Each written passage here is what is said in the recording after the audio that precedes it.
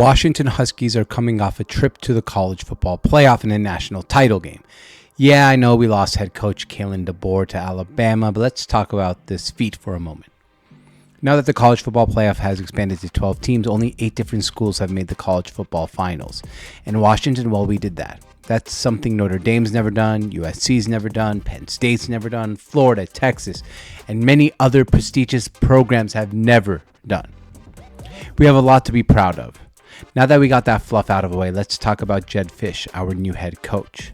Fisch takes over a program that's not in rebuild mode. It's in retool mode. This isn't a job he took over at Arizona where they went winless and lost to Arizona State 70-7 the year before. So he's had tougher tasks. Will Rogers, the new QB for the Huskies, he played for Mississippi State in the SEC. And he played for Mike Leach, the late Mike Leach. He can handle the pressure of the Big Ten. The Huskies are now in the Big Ten and ready to face new challenges. So let's talk about the Washington Huskies schedule and predict how they'll fare in the Big Ten. So let's talk about the Washington Huskies schedule and predict their outcomes for the season, like a final season preview here, brought to you by the Sports ONTAP. So here's the thing with the Washington Huskies. It's a year of newness, right? Jedd Fisch, Will Rogers. I mean, most of our starters are all gone. We've gotten a lot of transfers. It's a whole new program this year. But let's not forget, we finished top 10. Yes, top 10 in final transfer protocol rankings. We have talent. We've recruited well. We kept those guys that we recruited well, a lot of them. We lost some key players like Muhammad is gone and players that we were counting on for another year. But there's a lot to be excited about, and I believe this Washington Huskies team is actually going to be pretty good.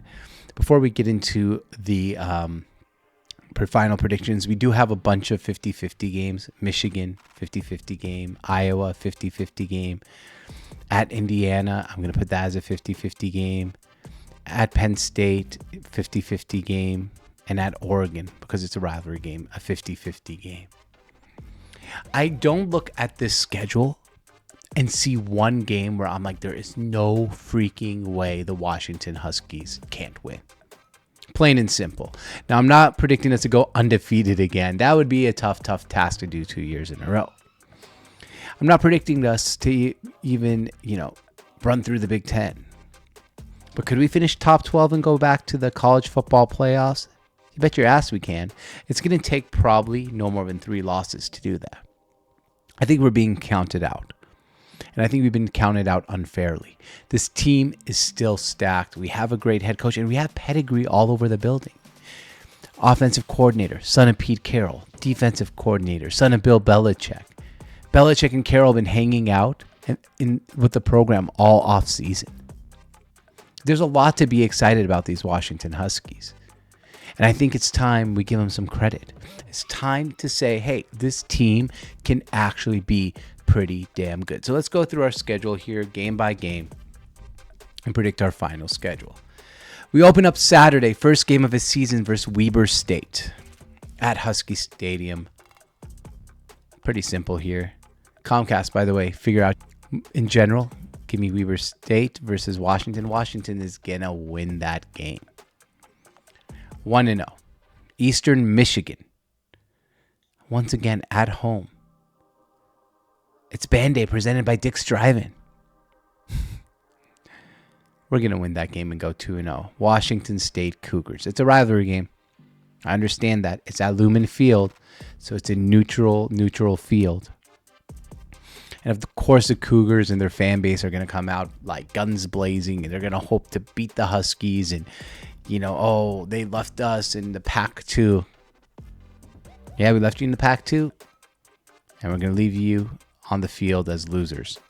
The Washington Huskies are going to be 3-0 through 3 weeks. And right now, we're not even ranked in the top 25. By that 3-0 start, we'll be around 18th, 19th in the country. Northwestern at home. We start off with 4 home games basically in a row. We don't leave Seattle for 4 weeks. Lumen Field, I know, is a neutral field. But another one here where it's a home game. When you have home games and a new coaching staff, while they're trying to get their situation correct, Make that 4-0. All of a sudden, we're talking about a top 16 team in the country, most likely. Then we finally go on the road, and we start off with a nice road game at Rutgers. I don't know if you know the histories of a Rutgers program. It's not great. The Washington Huskies will be 5-0 after the Rutgers game. Then we host Michigan. And I don't want to do this. I really don't want to do this. But what makes everyone think after Jim Harbaugh leaves that Michigan's going to be so good? It's at Husky Stadium. It's a purple out. It's the biggest game of the home game of the year. You might call me crazy. You might call me insane. Washington Huskies are going to be 6-0. I can't. When you're going 5-0 and you got Michigan, you need that revenge from the national title game, a rematch of a national title game. I know the Michigan Wolverines are ranked high, but give me us to go 6-0. Now we're a top 10 team. Now it's where it gets tough. We're going to go to Iowa. I told you, I don't think we're going to go undefeated. Iowa's a tough place to play. They have a good defense, a bad offense. It's a very winnable football game. But for the sake of being reasonable here, give me our first loss of the season. A little bit of a letdown after beating Michigan to be 6-1. And then we go to Indiana. Tough place to play, believe it or not. We've seen teams like Ohio State go there in the past and lose. But I think we win that to go, what is that? 6-1, 7-1. Let's just count that right there for you guys. We're going to go 1-0, 2-0, 3-0, 4-0, 5-0, 6-0, 7-1. Once again, a game at home, USC. I think we beat USC. Call me crazy, but 8-1 on the season. At Penn State, whiteout game, which hopefully I can get to. Hopefully I can end up at that game. That's going to be a tough place to play. Penn State's one of the top 5-6 places in college football to play against. I don't expect the Huskies to win this game, but I don't expect it to be a blowout either. The Huskies will be now 8-2 on the season and around the 14th, 15th best team in the country.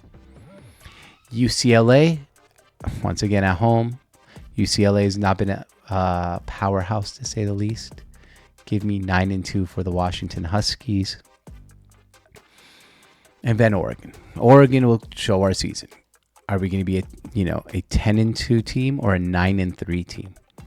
That's why I said our over-under should be around 8.5 wins. At Oregon, Eugene. They haven't beat us in over 1,000 days, guys. And this is our chance to play spoiler against our rivals. I want to be realistic. I love the Washington Huskies. I love us. It's going to be really hard to beat Oregon this year. Even if we lose, we'll be 9-3. And I'm going to give us a loss here. It's hard to say. This is the year where I feel like Oregon can beat us. I'm going to go in that game the Ducks suck, and I'm going to be rooting like hell for the Washington Huskies. And maybe the Huskies, by that time, this will be their best chance to beat Oregon because it'll be at the end of the season and Jed Fish in the program. We saw what he did at Arizona last year. It just got better and better throughout the season. But 9-3 record for the Washington Huskies. Good enough to be competing for that last playoff spot out of the top 12. And it depends. A lot of these games can flip. We could go 10-2. But my final prediction on the season is the Washington Huskies will be 9-3 and finish between 10 and 15th in the country. This has been brought to you by the Sports ONTAP Seattle. Make sure you like and subscribe for more sports about Seattle, more Seattle sports. Thank you for watching. My name is George ONTAP, and we'll see you guys next time.